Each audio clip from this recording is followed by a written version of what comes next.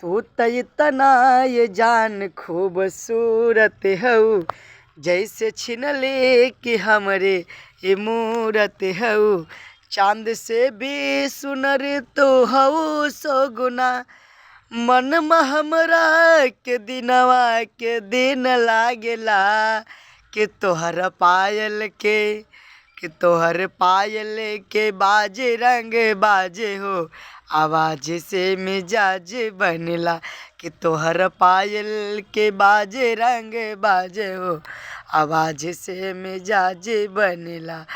अरे ओठवा से चूहे तोहर मधवा मिसरिया, क्रिया खियाल पैसाच हो। घिरनी नियन जात देख के ये मनवा, घिरनी नियन जाला नाचो पिया कातिल।